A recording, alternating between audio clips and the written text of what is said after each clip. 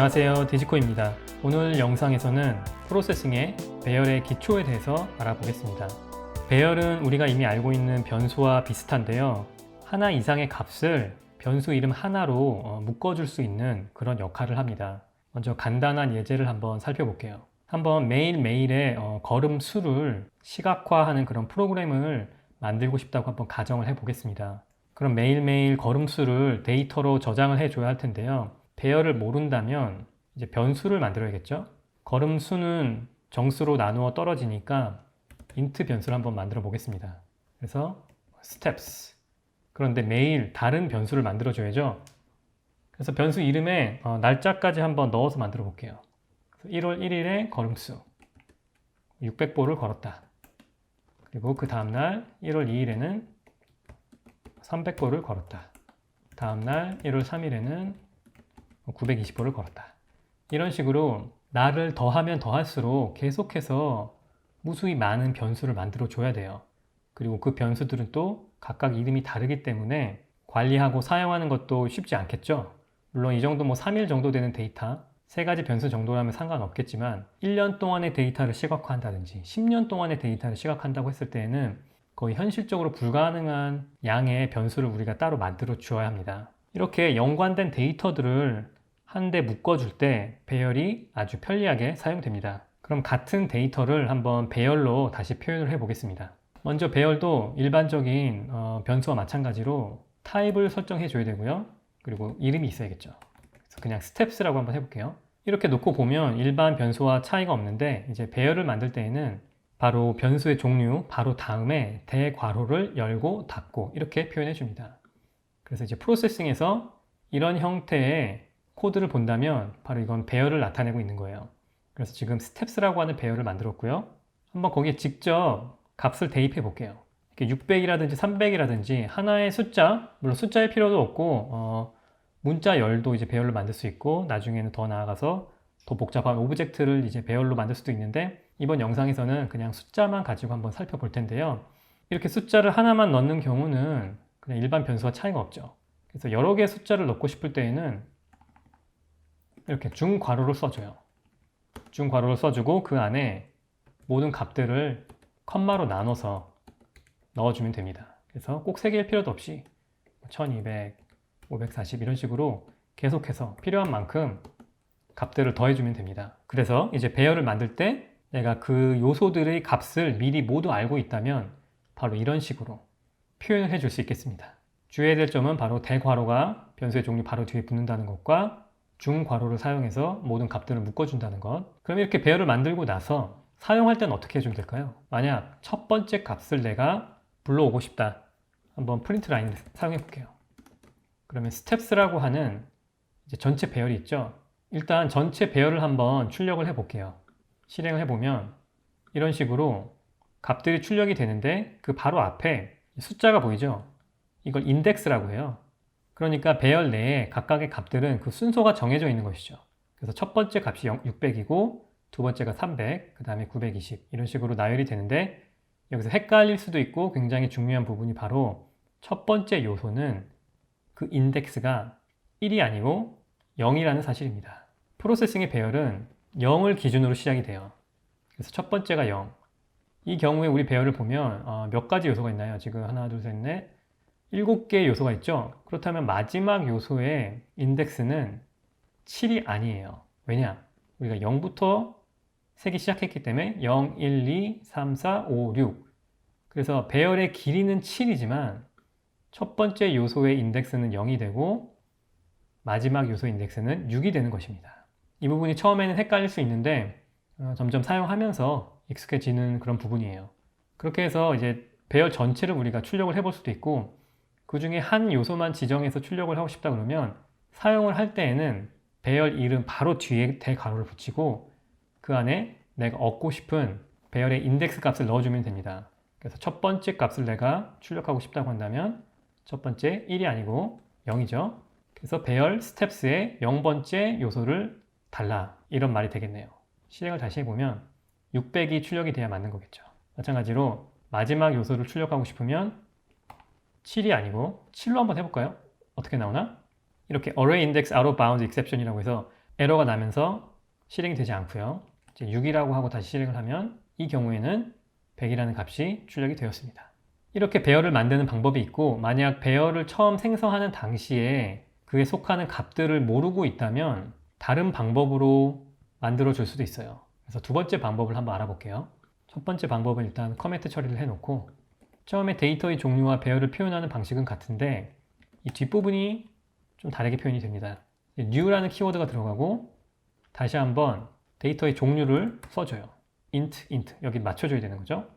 그리고 똑같이 대괄호가 들어가는데 바로 이 안에 우리가 만들려고 하는 배열의 길이를 설정해 줘야 됩니다. 이 부분이 굉장히 중요한 부분이에요. 왜냐하면 배열을 일단 만들고 나면 그 길이를 변경할 수 없어요. 길이가 딱 정해져 있어요. 생성 당시의 길이를 변경할 수가 없습니다. 그래서 내가 얼마나 많은 요소들을 넣고 싶을지 일단 알아야 돼요. 그래서 이 경우에는 7. 만약 한 달치 1월 달에 걸음수를 모두 저장해 놓는 어레이를 만들고 싶다고 한다면 일단 여유 있게 30일, 1월에는 31일이 있죠? 그래서 31개를 일단 만들어 놓고 그 다음에 데이터가 준비되는 대로 이렇게 추가를 해줄 수 있습니다. 이제 인덱스 값을 사용하면 그 인덱스에 해당하는 각각 배열의 요소들이 변수 하나하나 역할을 한다고 보시면 됩니다. 그래서 첫 번째에는 600을 대입해주고, 두 번째에는 300을 대입해주고, 이런 식으로 갈 수 있겠죠. 그리고 출력을 할 때도 마찬가지로 첫 번째 요소를 출력하겠다 라고 한다면 똑같이 600이 출력이 되었습니다. 여기서 또 하나 추가하고 싶은 것은 우리가 사용하는 배열의 길이가 얼마인지도 알 수가 있어요. 이제 배열의 이름 .length라고 한다면 배열의 길이 또한 출력할 수가 있습니다. 물론 여기에는 지금 값을 3가지만 지정을 해줬죠. 만약 아직 지정이 되지 않은 네 번째, 그러니까 인덱스가 3인 경우 출력을 해보면 0이 출력이 되네요. 마찬가지로 제일 마지막 요소 31이 아니고 30이죠. 0부터 우리가 숫자를 세고 있었으니까 30에 해당하는 배열 값을 봐도 0이 일단 저장이 되어 있네요. 이 정도가 배열의 기본적인 사항이 되겠고요. 그 외에도 몇 가지 다루지 않은 부분이 있는데, 배열의 길이는 변경할 수가 없다고 말씀드렸죠. 사실 append라고 하는 함수가 있어서 이제 배열에 새로운 요소들을 추가해 줄 수도 있고, 또 shorten이라고 해서 요소를 또 제거해 줄 수도 있고, 그런 함수들이 있기는 한데 이런 경우는 내가 가지고 있는 배열 자체를 변경한다기보다 이런 새로운 요소를 추가한 다른 어레이를 만드는 방식으로 작동을 하거든요. 그래서 배열은 기본적으로 그 길이가 고정이 되어 있는 구조를 가지고 있고, 만약 실행 중에 계속해서 배열의 길이를 늘리거나 줄이거나 이런 식으로 다이내믹하게 계속해서 변경을 해 줘야 될 경우에는 이런 기본적인 어레이를 사용하는 것보다는 어레이 리스트라든지, 또 자료의 종류에 따라서는 int 리스트, flow 리스트 등의 다른 자료 구조들이 존재하거든요. 그래서 이런 부분을 알아보시는 것이 좋을 것 같고요. 오늘 영상은 어레이의 기본적인 사용 방법에 대해서만 다루고 있습니다. 그러면 예제를 하나 살펴볼게요. 이 걸음수를 시각화하는 그 예제들을 한번 계속해서 알아볼게요. 그래서 일단 코드를 좀 정리를 해 놓고요. 몇 가지 데이터를 좀 더 해보죠. 이날은 집 밖에 나가지 않아서 30분밖에 안 걸었고, 그 다음 날은 밖에서 좀 돌아다녔고, 이런 식으로 10개의, 그러니까 열흘치의 걸음수 데이터를 가지고 한번 막대 그래프를 만들어 보는 그런 연습을 해 보겠습니다. 기본적인 스케치의 구조를 추가해 줬고요. 우리가 방금 알아본 것처럼 printLine 함수를 사용하면 배열의 각각 요소들의 값을 우리가 접근할 수 있죠. 그래서 printLine 스텝스 두 번째 요소, 세 번째 요소. 여기서 재미있는 것은 각각의 요소에 접근할 때 우리가 같은 배열인데 인덱스 값만 변경을 해주고 있어요. 그리고 인덱스 값은 숫자로 표현이 되고 0에서 시작을 해서 1씩 늘어나는 그런 형태를 취하고 있습니다. 이렇게 뭔가 숫자가 하나씩 바뀌어가는 그런 패턴을 가지고 있을 때 여러 요소들에 접근하고 싶다면 우리가 예전에 공부했던 for 반복문이 혹시 생각나시나요? 우리가 for 반복문을 이용하면 동일한 패턴을 가지는 그런 것들을 반복해서 이렇게 간단하게 처리해 줄 수가 있죠. 그래서 배열은 거의 대부분 이렇게 for 반복문과 같이 쓰는 경우가 많아요. 그래서 저도 한번 그런 형태로 바꿔 보겠습니다. for 하고 int i는 0, 0에서 시작하는 게 이제 배열과도 좀 연결고리가 보이죠? 보통 for 반복문이 0에서 이제 i를 시작하는데 배열도 마찬가지로 0에서 시작을 하잖아요. 그래서 0에서 일단 i를 시작을 하고 언제까지 반복을 할 것이냐? 이 배열의 길이까지. 그런데 길이와 같을 때까지는 아니에요. 길이보다 하나 작을 때까지. 말씀드렸다시피 0에서 시작하기 때문에. 그리고 매번 i에 1씩 더해준다. 이렇게 하고 일단 출력을 한번 해보죠. 그래서 스텝스의 i 인덱스를 출력을 해보겠다. 그렇다면 드로우 루프가 매 프레임 돌아가면서 매 프레임마다 스텝스의 모든 요소들을 콘솔 창에 출력을 하게 되겠습니다. 실행을 해보면 이렇게 보이죠? 처음 값이 600 그리고 300, 920 그래서 600, 300, 920 이렇게 배열의 모든 값들을 지금 올바르게 출력을 하고 있어요. 이런 값들을 사용해서 막대 그래프를 그려주면 되겠네요. 여기 몇 가지 지역 변수들을 한번 추가를 해볼게요.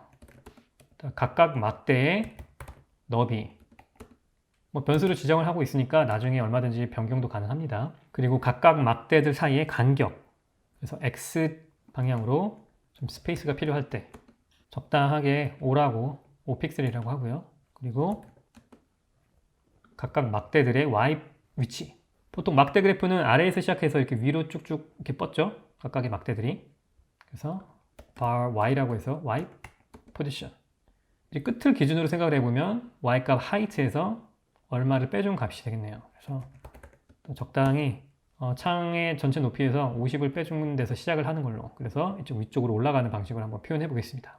그렇게 하고 그냥 값을 출력하는 대신에 그 값을 이용해서 사각형을 한번 그려줄게요. 일단 x 위치는 i라는 것이 변경을 하고 있죠. i는 0에서 1씩 증가를 하고 있는데 i 곱하기 막대의 너비 그리고 y 값은 내가 변수 만들어준 것처럼 bar y 일단 bar width가 있어요. 그래서 너비는 알고 높이는 일단은 그냥 한 30이라고 해볼게요. 나중에 고칠 수 있으니까 여기까지 하고 한번 실행을 해보면 에러가 나네요. 세마이콜론을 빠뜨렸네요.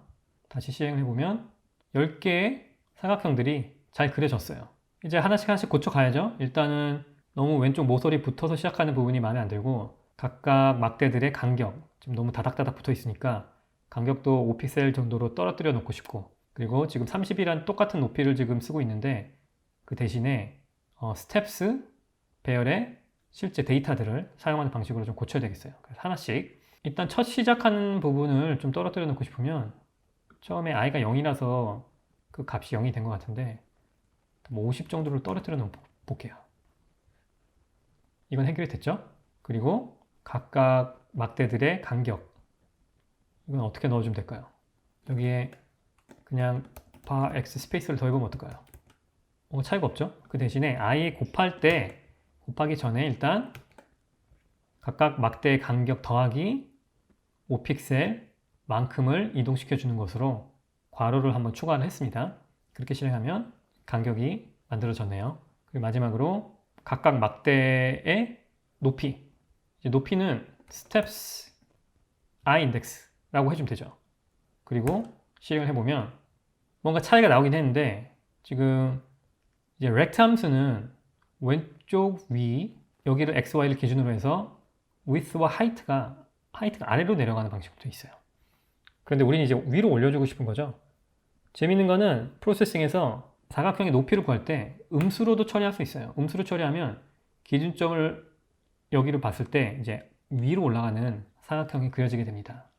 다시 실행해 보면 이렇게 방향은 잘 맞았죠? 그런데 이제 문제는 우리의 걸음 수가 우리 창 크기인 500보다 큰 경우가 많아요. 그래서 1200. 1200인 경우에는 지금 한참 위로 올라가게 돼 있네요. 그렇다고 우리가 이제 창 크기를 또 그에 맞춰서 계속 바꿀 수는 없는 노릇이고 대신에 스텝스를 데이터를 그냥 그대로 사용하는 대신에 한번 변환을 일단 해주고 나서 그 값을 창 크기 안에 들어오도록 변환을 해주고 나서 그 값을 바탕으로 사각형을 그려보면 좋을 것 같아요. 그래서 for 반복문 안에 플롯 변수 하나 만들어 주겠습니다. height이라고 그리고 map 함수를 사용할 거예요. map 함수에 익숙하지 않으신 분들은 제 기초 영상 중에 map 함수에 대해서만 다룬 영상이 있으니까 그걸 참고하시면 좋겠습니다. 여기서는 자세하게 설명은 하지 않고 넘어갈게요.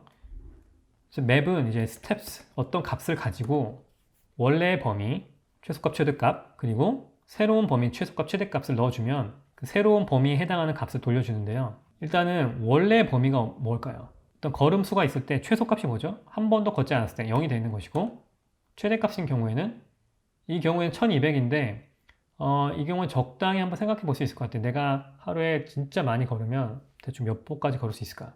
보통은 이제 10,000보 이상도 걷는 경우가 좀 있는데 제가 좀 시작을 할 때 데이터를 너무 작게 시작한 것 같아요. 그래서 여기에는 그냥 1500이 맥스라고 표현을 해 보겠습니다. 그리고 새로운 범위의 최소값 마찬가지로 0, 0은 0이죠.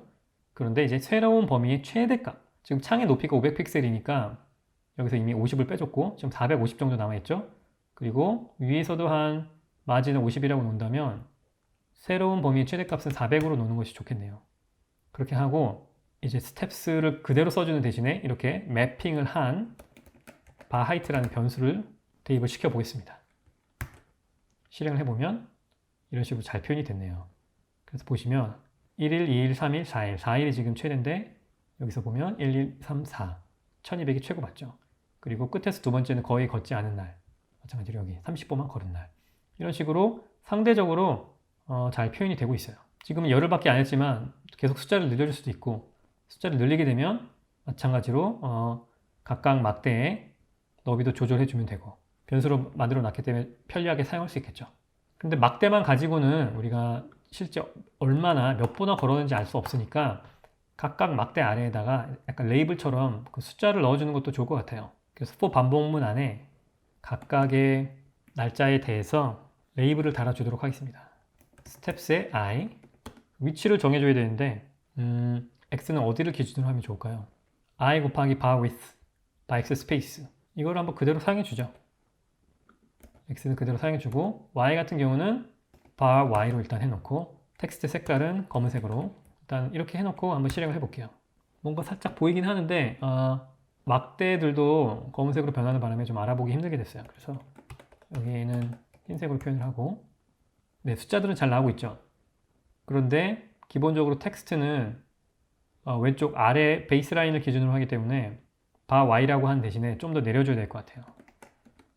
적당히 한 20 정도 내려볼까요? 20픽셀 이런 식으로 됐고, 굳이 조금 더 하면 텍스트 얼라인 해서 가운데 정렬 해주고, 그렇게 되면 약간 어긋나 있으니까 막대기 한 반 정도를 다시 한번 더 해주는 방식으로.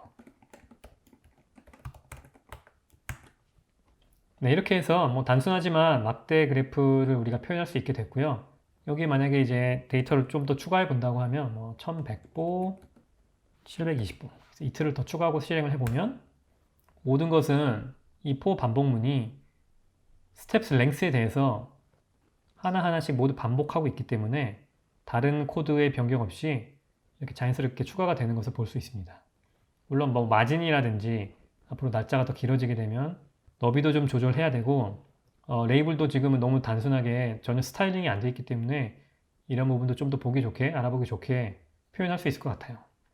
그런 부분은 이제 각자 좀 더 시간을 가지고 작업을 해보시면 코딩 연습에 도움이 될 것 같습니다. 이렇게 해서 배열의 기초 부분을 짧게 다뤄봤고요. 앞으로 나올 좀 더 복잡한 내용들을 다룰 때 이번 영상 참고하시면 좋겠습니다. 영상이 도움이 되셨다면 좋아요와 구독 부탁드리고 저는 다음 영상에서 뵙겠습니다.